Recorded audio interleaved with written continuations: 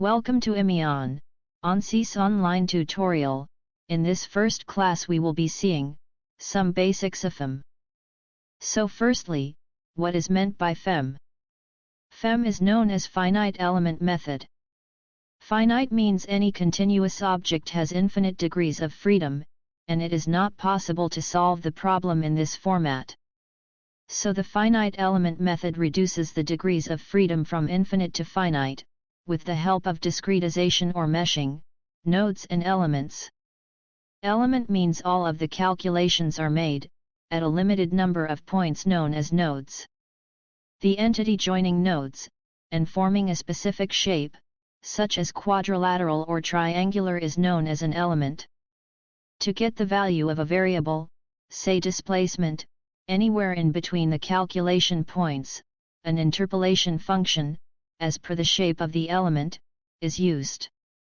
Method: there are three methods to solve any engineering problem. Finite element analysis belongs to numerical method category. Basics of finite element analysis. Analytical method. Classical approach. 100% accurate results. Closed form solution. Applicable only for simple problems like cantilever and simply supported beam, more. Complete in itself. So in a simple way, analytical method is a approach made by using different formulas, by which we get 100% accurate results. But takes lot of time to solve. Numerical method. Mathematical representation. Approximate, assumptions are made. Applicable even if a physical prototype is not available. Real-life complicated problems. FEM comes under numerical method. So, in a simple way, numerical method is an easy approach towards solving critical problems within less time with approximate results. Experimental method. Actual measurement. Time-consuming and needs expensive setup. Applicable only if physical prototype is available. Results cannot be believed blindly, and a minimum of 3 to 5 prototypes must be tested. Brief introduction to different numerical methods. 1. Finite element method, FEM. FEM is the most popular numerical method. Applications: linear, nonlinear, buckling, thermal, dynamic and fatigue analysis. Are FEA and FEM different? Finite element method, FEM, and finite element analysis, FEA, both are one and the same. The term FEA is more popular in industries, while FEM is more popular at universities. Many times there is confusion between FEA, FEM, and one more similar but different term, FMEA, failure mode effect analysis. FEA/FEM is used by design or R&D departments only, while FMEA is applicable to all of the departments. 2. Boundary element method, BEM. This is a very powerful and efficient technique to solve acoustics or NVH problems. Just like the finite element method, it also requires nodes and elements, but as the name suggests, it only considers the outer boundary of the domain. So when the problem is of a volume, only the outer surfaces are considered. If the domain is of an area, then only the outer periphery is considered. This way it reduces the dimensionality of the problem by a degree of 1 and thus solving the problem faster. 3. Finite volume method, FVM. Most computational fluid dynamics, CFD, software is based on FVM. The unit volume is considered in finite volume method, similar to element in finite element analysis. Variable properties at the nodes include pressure, velocity, area, mass, etc. It is based on the Navier-Stokes equations, mass, momentum, and energy conservation equilibrium equations. 4. Finite difference method, FDM. Finite element and finite difference methods share many common things. In general, the finite difference method is described as a way to solve differential equation. It uses Taylor's series to convert a differential equation to an algebraic equation. In the conversion process, higher-order terms are neglected.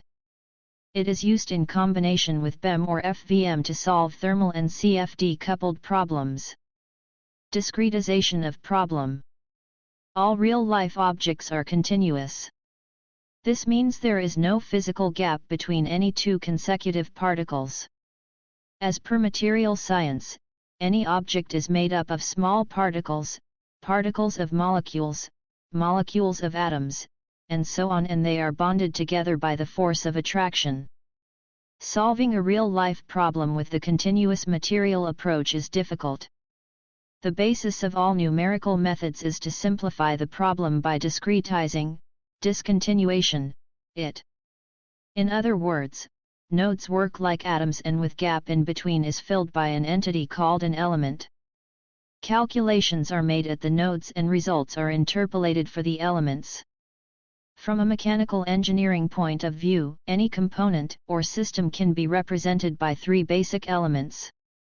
All the numerical methods, including the finite element method, follow the discrete approach. Meshing, nodes and elements, is nothing but the discretization of a continuous system with infinite degree of freedoms to a finite degree of freedoms. Why do we carry out meshing? The basic idea of FEA is to make calculations at only limited, finite, number of points and then interpolate the results for the entire domain, surface or volume. Any continuous object has infinite degrees of freedom, and it's just not possible to solve the problem in this format. Finite element method reduces the degrees of freedom from infinite to finite with the help of discretization or meshing, nodes and elements. The finite element method only makes calculations at a limited, finite, number of points and then interpolates the results for the entire domain, surface or volume. Let's understand this. Let's assume a rod is subjected to tensile load, i.e. a force is applied at one end and we have fixed the other end. Now we need to find the value of maximum stress and maximum displacement. The above-mentioned rod will have infinite number of calculation points. Advantages of FEA/FEM: 1. Better visualization of failure location. 2. Lower down the design cycle time. 3. Decrease the number of prototypes. 4. Cut the testing cost. 5. Optimum design can be achieved faster. What is DOF, degree of freedom? The minimum number of parameters, motion, coordinates, temp, etc., required to define the position of any entity completely in the space is known as a degree of freedom, DOF. All of the elements do not always have 6 DOFs per node. The number of DOFs depends on the type of element, 1D, 2D, 3D, the family of element, thin shell, plane stress, plane strain, membrane, etc., and the type of analysis. For example, for a structural analysis, a thin shell element has 6 DOF/node, displacement unknown, 3 translations and 3 rotations, while the same element when used for thermal analysis has single DOF/node, temperature unknown. For a new user it is a bit confusing, but there is lot of logical, engineering, and mathematical thinking behind assigning the specific number of DOFs to different element types and families. Element shape characteristics. In general, 4 shapes are possible: point, line, area, or volume. 1. A point element is typically defined by one node, such as a mass element. 2. A line element is typically represented by a line or arc connecting 2 or 3 nodes. Examples are beams, spars, pipes, and axisymmetric shells. 3. An area element has a triangular or quadrilateral shape and may be a 2D solid element or a shell element.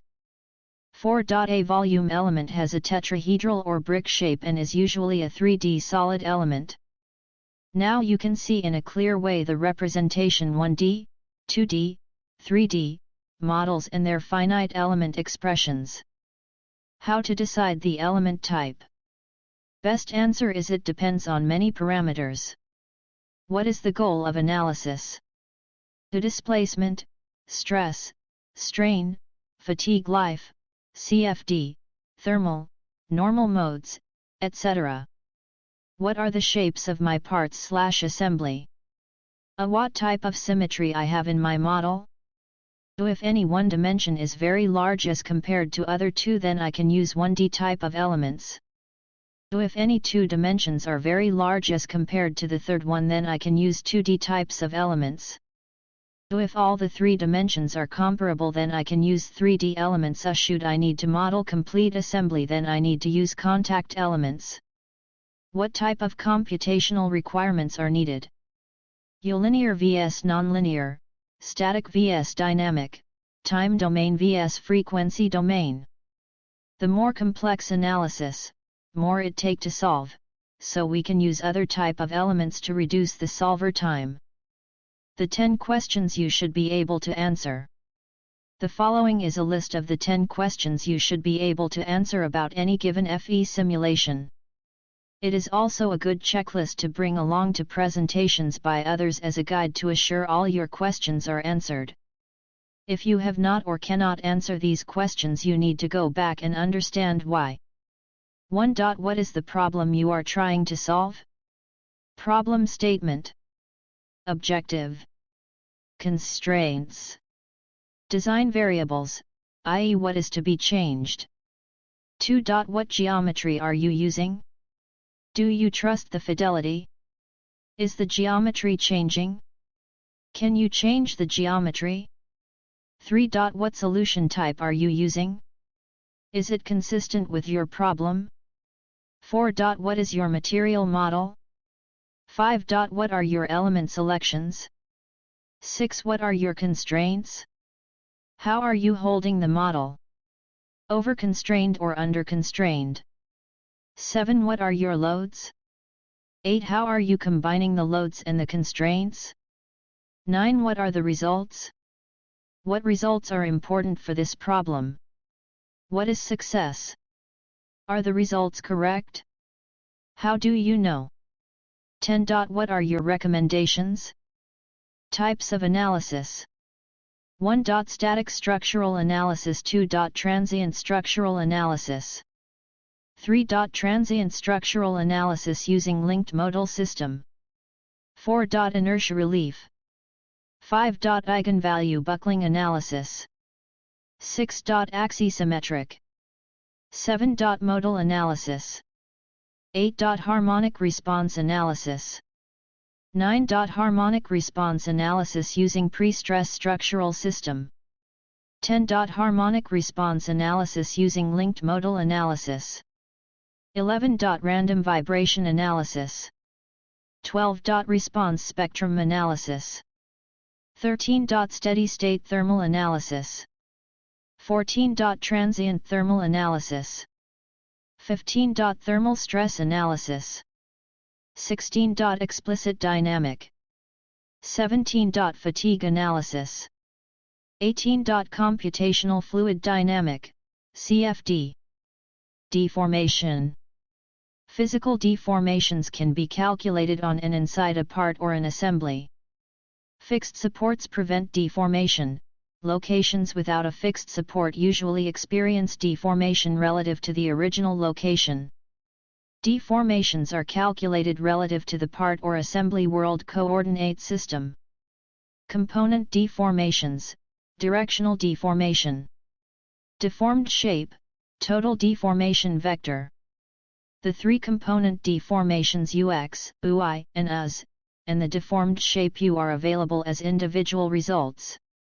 Equivalent, von Mises.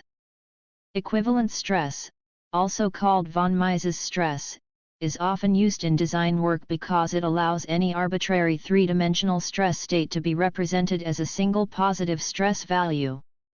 Equivalent stress is part of the maximum equivalent stress failure theory used to predict yielding in a ductile material. The von Mises or equivalent strain epsilon E is computed as static structural analysis.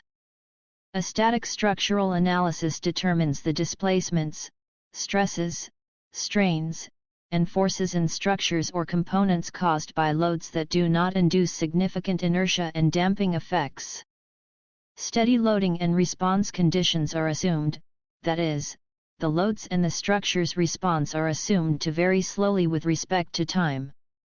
A static structural load can be performed using the Ansys solver.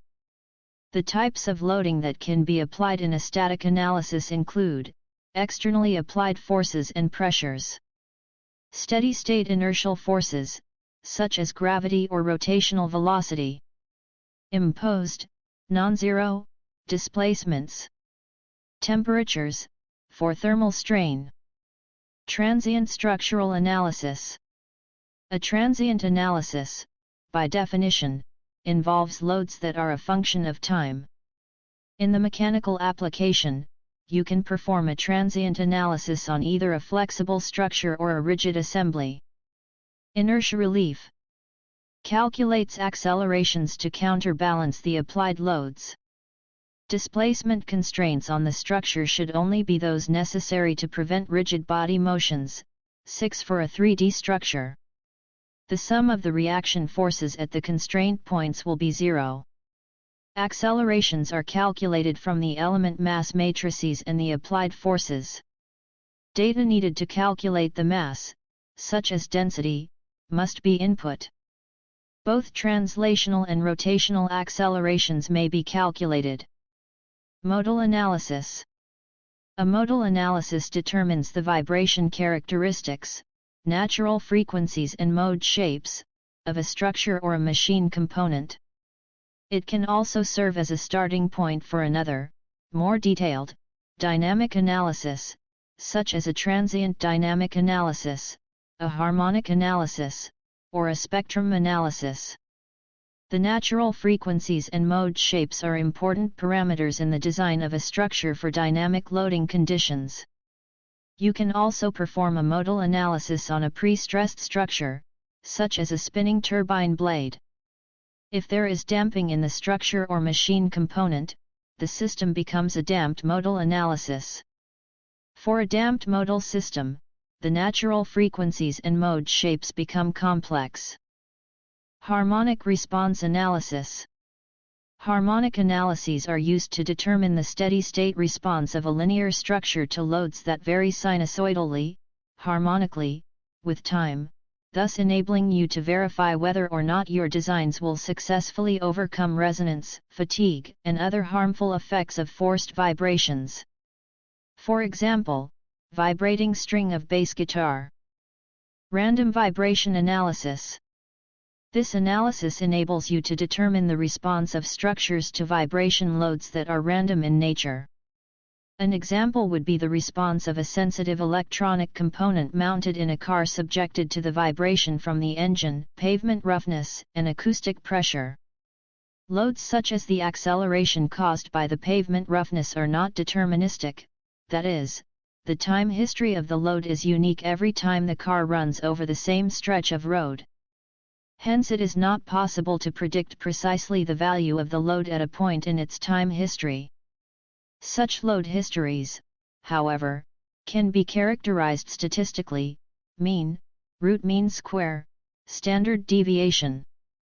Also, random loads are non-periodic and contain a multitude of frequencies. The frequency content of the time history, spectrum, is captured along with the statistics and used as the load in the random vibration analysis. This spectrum, for historical reasons, is called power spectral density or PSD. In a random vibration analysis, since the input excitations are statistical in nature, so are the output responses such as displacements, stresses, and so on. Typical applications include aerospace and electronic packaging components subject to engine vibration, turbulence, and acoustic pressures, tall buildings under wind load, structures subject to earthquakes, and ocean wave loading on offshore structures. The following figures are example of random vibration analysis. Response spectrum analysis. Response spectrum analyses are widely used in civil structure designs, for example, high-rise buildings under wind loads.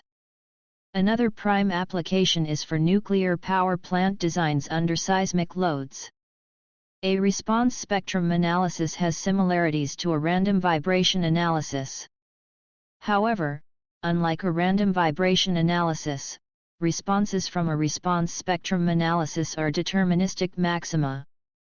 For a given excitation, the maximum response is calculated based upon the input response spectrum and the method used to combine the modal responses. Steady-state thermal analysis. You can use a steady-state thermal analysis to determine temperatures, thermal gradients, heat flow rates, and heat fluxes in an object that are caused by thermal loads that do not vary over time.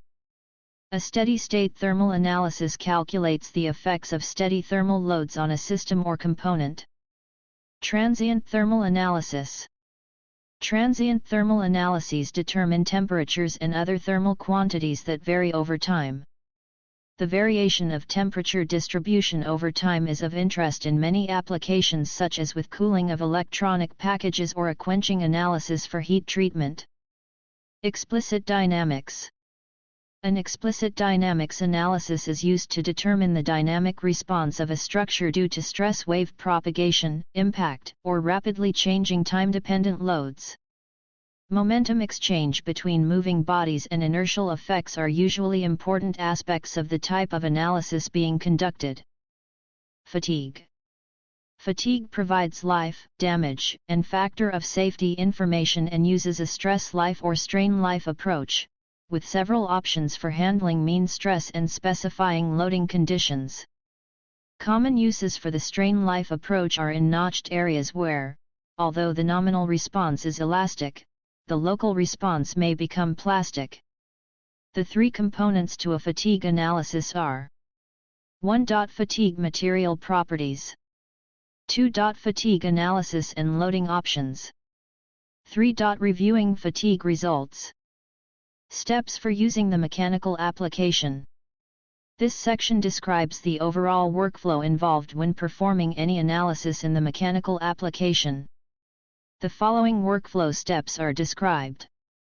1. Create analysis system. 2. Define engineering data. 3. Attach geometry. 4. Define part behavior. 5. Defining substructures. 6. Define connections. 7. Apply mesh controls and preview mesh. 8. Establish analysis settings. 9. Define initial conditions. 10. Applying pre-stress effects for implicit analysis. 11. Apply loads and supports. 12. Solve. 13. Review results. 14. Create report, optional. Thank you for watching the tutorial. In the next tutorial we will be working on 1D problems.